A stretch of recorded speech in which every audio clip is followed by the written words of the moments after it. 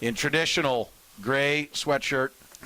It's the general manager of the Kansas City Chiefs, John Dorsey. John, how are you, sir? Good afternoon, Saran. How are you? Pretty good, pretty good. It's every time. I mean, did you wear that knowing we were coming in and you might have an opportunity, or no? Is that it? Is it only gray? It's one for every day of the week. Okay, yeah. And you're consistent. Yeah, well, that's good. I will give you that. How does it feel to be sitting here at 11-3 right now? I mean, it feels very good. I mean, we have, we laid a plan out early in January, and right now we're we're at the first step of what we have is we've gained entry into the playoffs, but it's just the first step. There is so much more to do here. It just gives you an opportunity to play. It's big. It's big for the everybody in the organization. It's good for the players in the locker room. It just goes to show you when you collectively, as a group, the players believe in what the coaches are doing, and the coaches are teaching these guys up. It shows you what you can achieve if you are all in this thing together. Do you worry about a letdown now that you've achieved that part of the goal? That maybe, okay, we're in the playoffs. We're good. No. I mean, there's so much at stake here. I mean, there is so much at stake. So what you do is you have 8 quarters left. You're going to play these 8 quarters, and let's see where the chips fall. And then, something all of a sudden there may be a little bump in the road, and all of a sudden things change dramatically. How much does home field advantage mean in the playoffs these days? I mean, well, when you have the best fans in the National Football League, it means a lot. Okay. And, every week when you go to Arrowhead Stadium, it's something to deal with. And I think our players infectiously feed off of the fans, and rightfully so. And to me, there's nothing like playing a game at Arrowhead Stadium, and that's a credit to the fans. The Ravens, the Giants, and I'm leaving out a couple more, Steelers. There have been a number of teams in the last 15 years that have gone on the road. I mean, if that is indeed the road you have to take, which if the playoffs were today, it is the road you'd have to take going on the road. Well, I was associated at Super Bowl 45. We went on the road. And the Packers. The Packers, and we actually won. Yeah. I mean, we went to Philly. We went back to play Atlanta. We had to play the Chicago Bears for the NFC Championship. It's possible. But what you'd have to do is once you get there, guys have to understand there's a degree of focus here now. Everything speeds up a little bit more.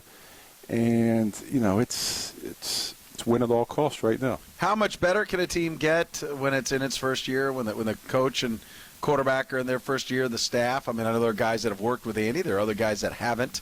The players, first year with Bob Sutton as their defensive coordinator, other than Mike DeVito. Off the top of my head, I don't think I'm forgetting anybody else. How much room for growth is there? Or now, I think there's a lot of room. I mean, I do. I see what we're doing is making nice strides on offense. But each week, as you play during the season, you try to take something away. And I think even though we put 56 points on, there's a lot of learning to be done. And that learning will take you into the playoffs. And let's see what happens once we get into the playoffs, because it's going to take all 3 phases of the football.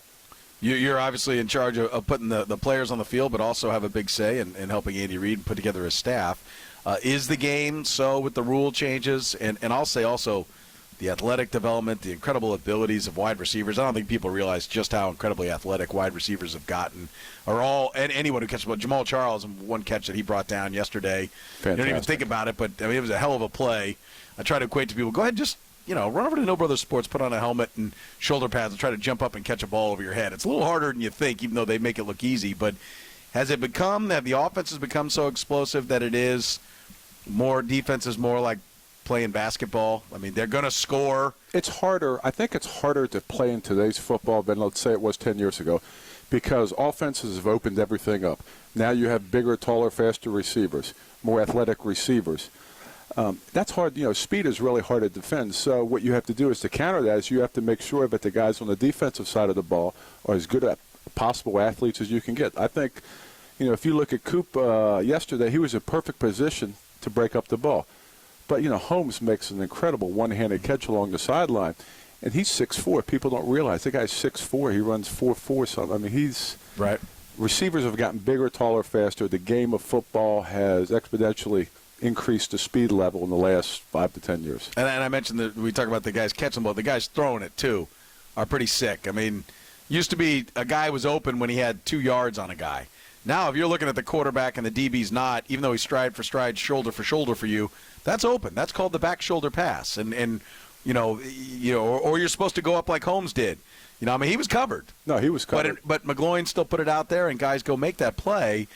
With all that in mind, is that what defense has become? It's about forcing turnovers. That stops. No one's going out there and playing Pittsburgh Steeler defense like the Steel Curtain. I think it's hard to today, but what you try to do is minimize. You try to get off the field on third downs. I think that's a big key component there. You try to create some turnovers. With the accuracy you were making mention of the quarterbacks, I think that starts all the way down to high school. I know in the state of Texas, I mean, they practice a spread option offense and practice throwing the football all the time. But what you're beginning to see is that pool of players developing in high school to college, and when they're into the college and going to the NFLs, you see a more ready product. As you see, like, I think there's probably 8 or 9 legitimate quarterbacks this year. We're talking to John Dorsey, general manager for the Kansas City Chiefs. Has Alex Smith exceeded your expectations? Nope. I've all along, I know. Has he gotten there quicker than you thought he would get there? No, because I know the person. I know what his leadership is. I know how guys will gravitate to him. He's a winner, and when you have a winner in your locker room, I think that's important, especially when he's playing the quarterback position. He makes great decisions. He minimizes the mistakes, and that's what you have. If you have a defense like we have, I think our turnover ratio now is plus, help me out here, 22. I think stats. You were plus 5 yesterday, and I think you were plus 19, 20, somewhere in that range. I'll tell you in 1 second. Okay. Anyway, what I'm saying is if you minimize the mistakes and you have defenses that can create turnovers, that's going to lead to good things, as evident as this year. Yeah, you're much more on it than me, plus 21. Plus 21. Plus 21. So I guess I shorted you one before coming into the game. I had the plus 5, right? Yeah. All right. Has Jamal Charles exceeded your expectations? He is tough as shoe leather now. I mean, he is unbelievable. I always knew he was fast. I didn't really know how innately tough he is. Guy's tough.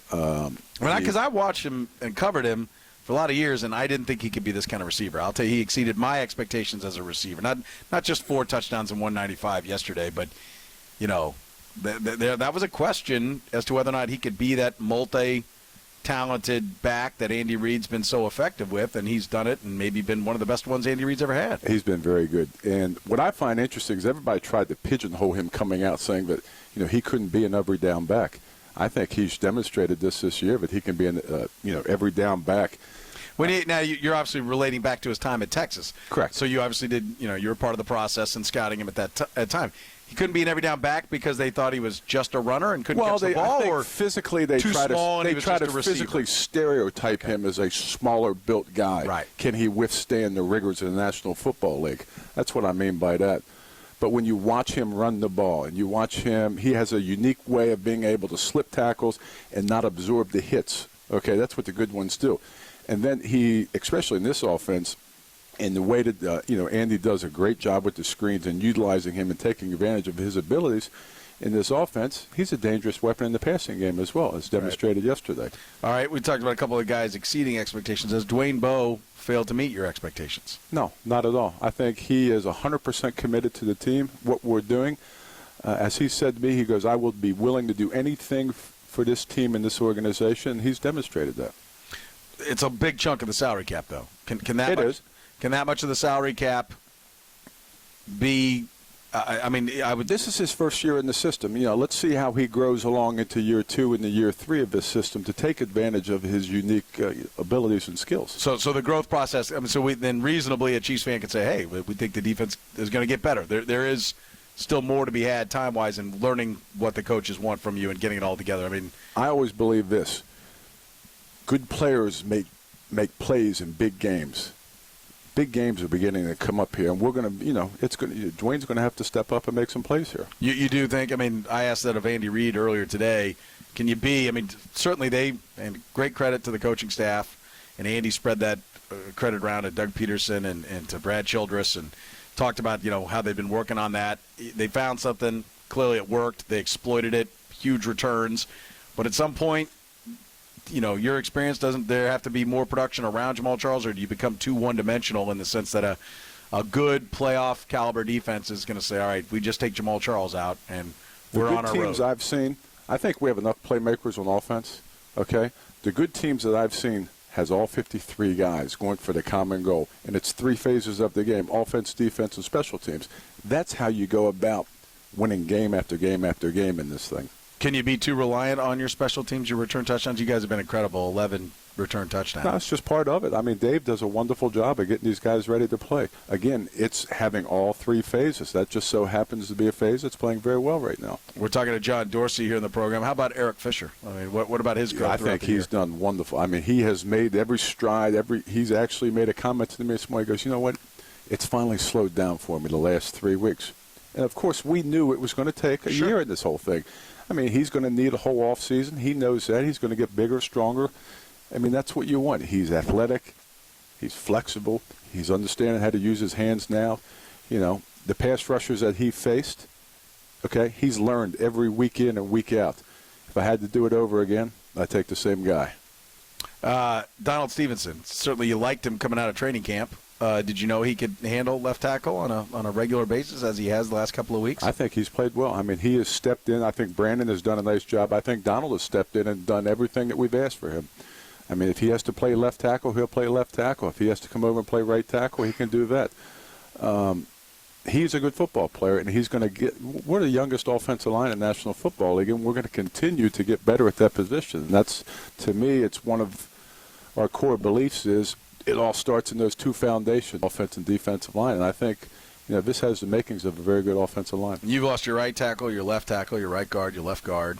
I mean, is that maybe the biggest chance for growth there? I mean, or is that overrated? Is the idea that all five guys got to slug it out side by side for 5, 6, 7, 8 games in a row before they actually get their full potential?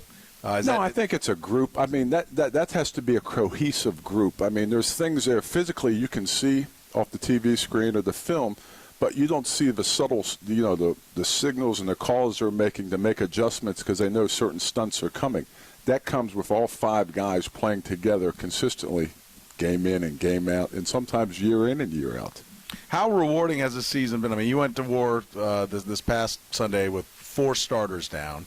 You can even, you know, if you want to go back, you may even be another one down if we talk about Tony Moiaki basically being done back in training camp. But I mentioned the starters along the offensive line. This week it was Fasano was out, Dexter McCluster was out, Brandon Albert was out, Justin Houston's out on the other side of the ball. You didn't have Tom Bahali in a game. You know, corners have gone down. Is that just par for the course, or do you feel like you and your scouting staff, I mean, on pretty short notice, take the job and be ready to go? Your depth has come through pretty good this year. Well, I mean, a lot of, you know, all of us together are in this thing together, and a lot of the, you know, credit goes to the, you know, the personnel staff in terms of helping acquire the competitive depth that we keep talking about. And I think all good football teams have competitive depth. And I think year in and year out, when you can establish that, when a starter goes down, the next guy has to stand up and know, you know what? I have to step up and do my part, okay? I cannot be that weak link. And that's what this team has. There is not a selfish bone in the body of anybody on this team. And I think that's marvelous. And a lot of that you inherited. I mean, a lot of the guys that are here. But that is, because we heard that a lot from your predecessor as being a focus, but it's, you know, it sounds like it's quite a priority for you as well. No, I think any good personnel man in the business wants to be able to have, you know, as competitive and deep of a roster as you can, because there's bumps along the journey of this road here. You know, I think we've turned the roster over the first year here. We turned it over 30, maybe 31, 32 times, okay? So what we tried to do is we tried to get really good guys who are very passionate about the game of football, who are good, you know, locker mates and teammates, and are good in the community. Just guys that are, you know, just when you put, like me, when I put my head on the pillow at night, you know, I want to be able to sleep at night, not pick up the phone. So that's why it's important to get men of character who are truly committed to the game. Committed to the game, committed to the organization. You guys have done a pretty good job of, you almost don't have a 53-man roster. You kind of, and I'm not even talking about just the practice squad guys. You've used the practice squad, but also you seem to be able to have guys, some continuity with some guys waiting for the phone to ring again. This week it was Chad Hall. We've seen that. Is that the new NFL? Should we just go ahead and give you 5 more guys? Well, I'd love to have 5 more guys. Personnel guys would like to have 60 on their roster. Right. But no, you know what that is. That's when you're making part of your evaluation is how fast would he be able to retain the playbook. Right. I think that's important of it. In Chad's case, Chad He's very dependable. You know what you're going to get with him. You know that he's going to be able to come in here and execute the plays that you asked him to do, and that's part of the evaluation process as well. We're talking to John Dorsey, Chiefs general manager here in the program. How rewarding is it to start seeing, you mentioned Eric Fisher getting, but Nile Davis also producing, starting to see some of the, there is kind of a grooming process in the NFL, but not too long before the paychecks come around to start seeing some of the draft picks like Nile Davis really producing for the team. I'm happy for Nile because he's a really good person, and I like to, as he goes along this season, he understands what he must do. His confidence is beginning to grow, and he realizes he can play in the National Football League. As with Eric, Eric realizes, you know what, this game's slowed down. I'm pretty darn good, you know that, and that's starting to show in his play, and that's what happens when you get guys that are truly committed to the game of football. I see some guys walk out there and just think that they've arrived. You haven't arrived in the National Football League until you've done something. And right now what we've done is we've made one step. We're just beginning this dream. And how about guys like, Nico Johnson, Eric Kush? I mean, people see they're inactive most weeks or almost every single week of the year. What would you say to the fans that are going, hey, we haven't seen anything out of those guys yet? That's fine because, what, I think the greatest adjustment you see when you come into the National Football League as a rookie, it's very rare that they become impactful players that first year. But I think the biggest growth cycle that you see in these kids is year 1 to year 2. And then when you have, really good teachers on your staff and guys become fully immersed into the, core beliefs of what your organization's about and how you go about that, they begin to contribute in year 2 and year 3. There's a degree of patience involved here. In the National Football League, everybody today wants to do it for me now, do it for me now. We can have a little bit of patience in this thing, and eventually it pays off down the road. A little bit. A little bit. You get 3-4 years. Then they start getting expensive, right? Yes, they do. You got to make some decisions by that point. All right, we're talking to John Dorsey. Final 4 time for you, John. Chiefs general manager joining us here in the program as we're live at the University of Kansas Hospital Training Complex. It's a big – you like that, how I rattled that off? Could you rattle that off that fast, by the way? I probably couldn't because I'm not an experienced radio guy like yourself. I didn't go to Syracuse. Yeah, thank you. Don't make me laugh. I got a cold. It hurts too much. It's a number of weeks of practice that has it down that smooth. Trust me, it was a little rough early on. All right, how many college games have you seen this year? In person? In person, a dozen. There's different ways to do I'd say about a dozen. About a dozen? Mm-hmm. Okay. All right. Interesting. All right. Can you tell me who the last team was before your team to score 35 points in the first half in back-to-back games, 35 or more? No. It's Kansas City Chiefs. Very nice. Yeah, 2002. How about that? It's pretty good. Impressive. I didn't know if the stats come across like that on your desk. Are you giving gray Chiefs sweatshirts to everyone on your Christmas list? Some people will receive them. Some? Yeah. Who on my good list?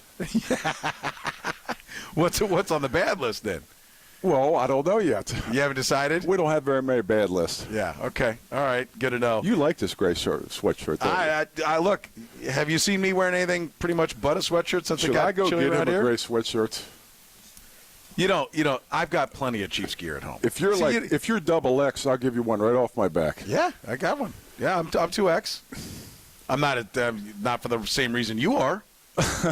I'm more of the short and round 2X as opposed to the tall and former linebacker 2X. Here I am a creature of habit, and it's probably growing up and going to Catholic elementary school all the way through the process, wearing the uniforms. Yeah. I wear a pair of khakis, a button down, and a gray sweatshirt. See, very comfortable. If it were up to me, it'd be 55 to 60 degrees every day, and I'd have some cargo shorts and a hoodie sweatshirt on every day.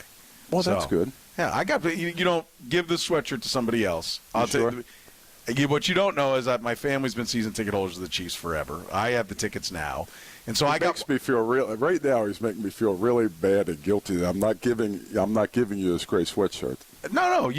What I'm saying is I've got plenty of Chiefs gear. Okay, very nice. There's somebody, you find a fan that doesn't have that. I've been blessed enough that I have plenty of sweatshirts. This is, right now. This is the time to think about others right now. Yes, absolutely. Now, if you want to give it to me, I'll hold it. I'll frame it up and put up John Dorsey I've got some sports memorabilia. We'll put it up on a wall and that's funny. take it off. It'd be like your jersey, Yeah, very nice. Put it up there next to I got a Jim Brown and I got Get right up there next to Jack Stedman. I'll put you in between Jim Brown and Barry Sanders. How about that? Sweet. Not bad, right? Hall of Famers. Yeah, Bo Jackson over He's there. pretty good too. I got a couple of them.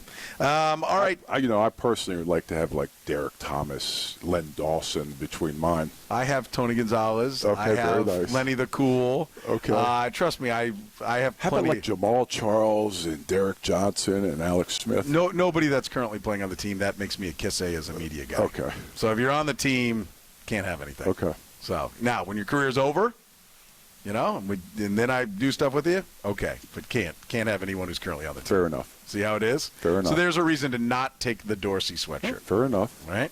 All right, and finally, last question. This is another little nugget for you. Jamal Charles, 3 TD catches in this game. He's the first running back to have 3 touchdown catches or more in a game since who? I believe I believe he's Gale Sayers maybe, but I would say that. Think about your head coach. I would say, you want me to say Brian Westbrook? Yeah, Brian Sweet. Westbrook. Not bad. Yeah, pretty good. Okay. Pretty good things going on around here lately, huh? Yep, pretty Yeah. good. All right. A lot of work to be done, and I know it's a busy time for you, John. We certainly appreciate your time. Thank you for spending some of it with us, and we'll let you get back to work and hopefully talk to you again soon. You know what I'm most happy, though, for? I'm happy for those guys in the locker room. They have worked so hard to get to this point. I'm happy for everybody in this building because they've worked so hard for this moment right now. And the one thing I can't stress is it's just the first step. We have a lot more little steps to go, but it's good to know that at least you got a ticket into the dance. Well, it is the first step, to get there. Yep. Do you know when the last time the team got there and won a game in the playoffs? Refresh my memory. Well, the opposing quarterback was Warren Moon. The starting quarterback for the Chiefs was Joe Montana, and the game was played. 96? The game was played in the Astrodome. It was January of 1994. Wow. The 93 season. One down there. Jack Pardee, Buddy Ryan was the D coordinator. Kevin Gilbride was the punch year when Buddy Ryan took a swing at Kevin Gilbride. I remember that. I think the Oilers had won about 11 in a row. They were really good. Yeah. They were very good. Chiefs were a heavy dog, and they went down there and won. And Keith Cash spiked the football into the face of Buddy Ryan, a big banner. They had a big Buddy Ryan banner, and he spiked the balls. A great moment. Marcus Allen was in the backfield. What were you doing in January of 94? Were you in college? Were you in high school? Where were you, John? I believe I was scouting. Were you? Okay. Okay. At that time, what was the month? January of 94. I believe I was out scouting the All-Star, the East bowl West game. or- No, the bowl games down in Florida. Okay. Yeah, Okay. right around there. Yeah, very nice. All right. So that's how long it's been. It's been a while. Yeah. But you know what? We've had a remarkable season. We will continue to have a remarkable season. And I like to see, you know what? I can't wait for the next coming weeks to see exactly what this whole thing turns out to be. Along this thing, it's been fun. By no means is it the end result. It's just the beginning, but it's been a wonderful journey the first year. And I think the fans would certainly agree with you. It's nice to see Arrowhead back the way we're we used to be accustomed to it. Well, I'm going to tell you what. We probably savor it a little bit more because we probably got a little spoiled there for a while. I can't wait for this Sunday to see what they do. Yeah? I mean, it'll be fun. It will be fun. It will be fun. John, it's always fun to talk to you. Thanks so much for the time. My pleasure. Thank you. All right, we'll take a break here. You're in the program on Sports Radio 810 WHB.